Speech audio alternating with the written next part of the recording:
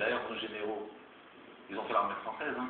Ils ont appris ça des colons aussi, quoi. Je veux dire, ça vient pas de nulle part. Ce mépris pour le peuple, il vient pas de nulle part. Il vient d'une histoire coloniale, et c'était les gens qui nous gouvernent aujourd'hui nous méprisent autant que les colons pouvaient nous mépriser.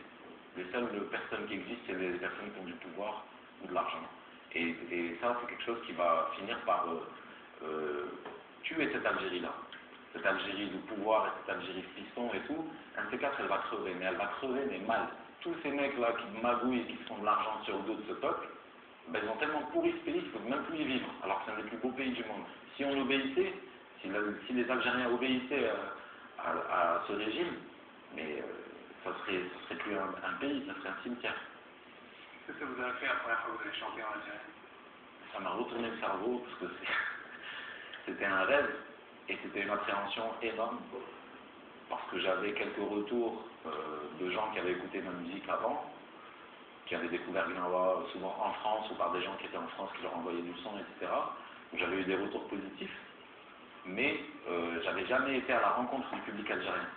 Et je t'avoue que la première fois que les Algérois, parce que c'était à Alger le premier concert, la première fois que les Algérois ont chanté avec moi, enfin, quand ils ont repris les paroles et que je me suis rendu compte que les mecs connaissaient tout par cœur et qu'il fallait pas que je me trompe, et ben là vraiment ça m'a mis une baffe, ça m'a retourné le cerveau et puis ça m'a aussi rassuré sur le fait que l'exil ne m'avait pas complètement déraciné, que même si j'étais physiquement loin et que ma situation était autre que si j'étais resté en Algérie, quand même j'étais resté algérien. Et ça c'est un des plus beaux cadeaux que m'ait fait ce pays, vraiment. Ouais, vous faites ça le comble en Algérie et vos concerts prennent parfois un point incroyable. Par exemple, celui que vous avez fait à la prison pour enfants d'El Hallach. Ouais. En fait, c'est pas une prison pour enfants, c'était le département des mineurs, mais c'est une prison où il y a des femmes, des hommes et des mineurs. Bah, moi, j'ai pleuré là-bas, c'était incroyable. J'ai vu la danse la plus incroyable de ma vie dans cette prison.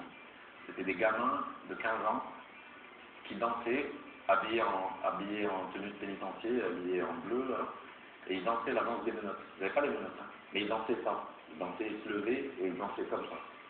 Et quand tu vois des gamins faire ça, je te jure que là, tu as la haine de ce système, de tout cet apparat-là, tout ce truc qui encadre cette misère-là, tu vois, parce que tu vois bien que c'est des gamins et tu vois bien que dans leurs yeux, c'est pas des criminels, ok, peut-être c'est des gamins qui ont volé ou fait une petite connerie et que tu peux vite ramener dans le droit chemin, mais là, on les a mis en prison et les menottes, c'est devenu quelque part leur identité, c'est-à-dire que ces gamins, quand ils dansaient, c'est la danse du prisonnier, ça veut dire que le gamin à 15 ans, il est prisonnier dans sa tête, quoi. Je sais pas si tu arrives à t'imaginer ça, ça veut dire que lui, il fait plus partie de la population de dehors, il fait partie de la population carcérale, et dans sa tête, ça va rester carcéral.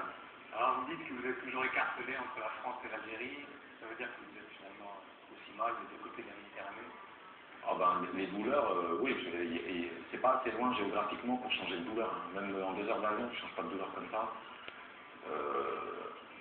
Écartelé, oui, parce que j'ai fait ma vie ici et que c'est vrai que mon métier est lié à la France ou la France est liée à mon métier. Mais maintenant, c'est devenu comme mon pays. Quand je rentre, par exemple, quand je rentre à Grenoble, je rentre au Douar. Ça, c'est grâce à ça que je suis pas tout le temps là en train de guetter un éventuel retour.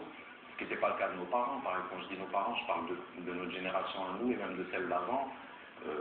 Dont les parents ont toujours rêvé d'un retour au pays et n'ont jamais pu le faire parce qu'ils ne se sentaient vraiment pas bien ici, ils ne se sentaient pas chez eux ici. Et aujourd'hui, je pense que c'est différent encore. On a d'autres raisons de ne pas se sentir chez nous, mais on a aussi énormément de raisons de se sentir chez nous.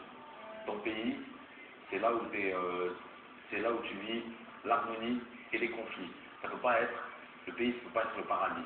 Effectivement, quand tu rentres en Algérie, en tant qu'Algérien, tu es plus impliqué, plus voilà, partie prenante dans les problématiques. Nadir Kateb, merci beaucoup. Merci à vous. Nous étions ensemble au musée de l'Institut du monde arabe à Paris. Restez avec nous sur Mediasat, la suite des programmes dans un instant.